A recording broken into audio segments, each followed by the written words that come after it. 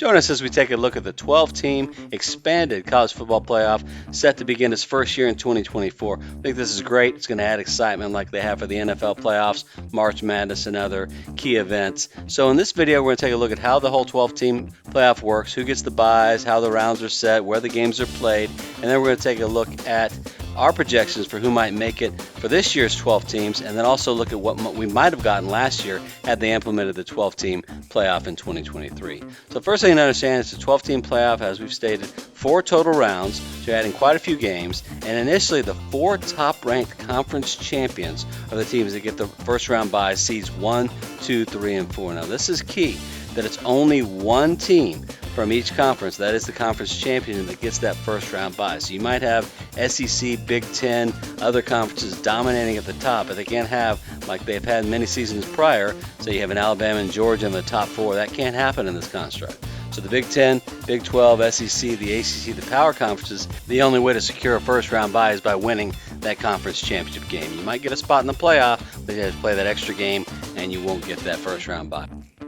All right, so let's look at the first round. Obviously, teams 1 through 4 get a bye. Then you have 12 at 5, 11 at 6, 10 at 7, and then 9 at 8. And each of these games we played at the home site of the lower seeded team. So 5 will host, 6 will host, 7, and 8. So let's take a look at the kind of matchups we would have had if 2023 had the playoff. We would have had Missouri at Oregon in the first round. Great matchup there, 2 solid offenses. Then we would have had a Big Ten rivalry showdown, Penn State at Ohio State. Next up, we would have had Ole Miss and Georgia. How's that for a first round matchup?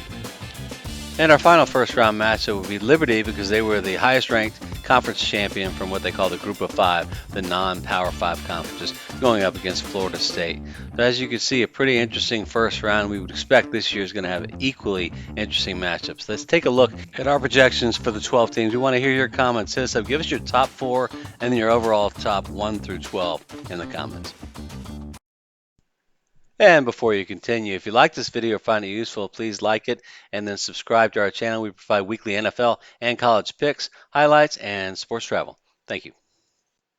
In the second round, the quarterfinals, this will be a rotating group of the New Year's 6 bowl games. You'll have 4 being in the quarterfinals and then 2 being the semifinals. Again, that will rotate. This year, the quarterfinal games are the Fiesta, Peach, Rose, and Sugar. And again, these games will feature the 1 through 4 teams, the teams that had the bye against the winners of the 5 through 12.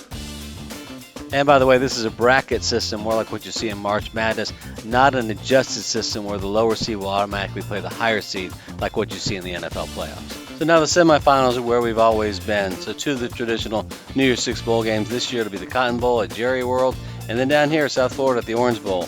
So that gets you to the championship game, which then is going to be a rotating location, but they put in a bid kind of like what they do for the Super Bowl. This year it's going to be in Mercedes-Benz in Atlanta, Georgia. And as we pointed out, it all starts with the conference championship games, right? You cannot make the 1 through 4. You can't get a first round bye unless you are the champion of your conference. So these games are even more important than they ever were before.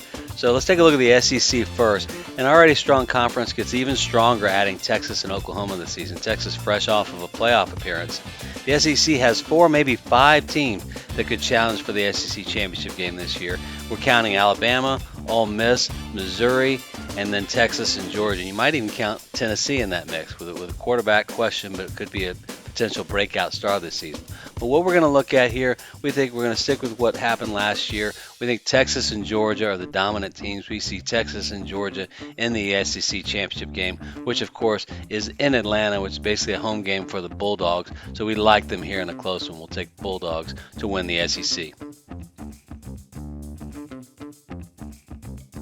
The Big Ten in 2024 welcomes 4 new teams. They welcome USC, UCLA, Oregon, and Washington to the mix to make the second mega conference in the country to go along with the SEC, now having 18 teams. So when we look at these conference championship projections, we're overlooking teams like USC. They could be in the mix. Teams like Iowa with unbelievable defense should have improved quarterback play this season. And then other teams like Wisconsin. But when we look at the Final Four that we have, a defending champion Michigan. We look at Oregon, who just missed the playoff last season, and perennial also ran right there in the mix. Penn State, that just can't seem to get past Ohio State. and Michigan. And then Ohio State, we think, is the best team in the country going into the season. So we look at this one, we're going to narrow down. We thought about putting Oregon here. We're going to say Ohio State, Penn State. We give Penn State the edge over Oregon because of their schedule. It's a little bit easier. We think they're poised for a better season. But ultimately, we think it's the Buckeyes conference to lose, and we see them taking the Big Ten and getting the #1 overall seed for the playoff, partially due to the fact that the schedule is not as difficult as some of the SEC teams that should enable them to get that 1 seed. That's what we're going to forecast here. The ACC is not a mega conference like the SEC or the Big Ten. We kind of feel that their top 3-4 teams can measure up to any of the other conferences, starting with Florida State, the team that was snubbed for the last year's 4-team playoff. And then we have Clemson, a team that had 2 national championships in the past, 8 years? And Dabo Swinney always fields a competitive bunch. They also had a lot of close games they should have won last year. Miami also lost several close games, and they've kind of retooled, adding quarterback Cam Ward and then running back Damian Martinez. So we think that team's going to rejuvenate it. So looking at the ACC championship matchup, we really like Florida State and Clemson in this one. These teams are very evenly matched. We think it'll come down to a few plays here or there, but ultimately we like the defensive depth on the side of the Seminoles, so we give them the edge here. We think that Florida State is going to be your ACC champions. We slot them in at the 3 position for the playoff. Next up, we have the Big 12, another conference that has expanded. While not a mega conference like the SEC or the Big 10, they did expand up to 16 teams, adding Arizona, Arizona State, Utah, and Colorado. I think Utah is going to immediately be a challenger. We think with them getting Cam Rising back, they're right in the mix. We love Oklahoma State. We love what Mike Gundy has done year after year. We like the 2 teams from Kansas, Kansas State, Kansas. And then we think Texas Tech's going to have a bounce back year. We are a little biased. Wife did go to Texas Tech, so we're forced to root for them. Would be a homer and say my Houston Cougars will be in it, but they will not.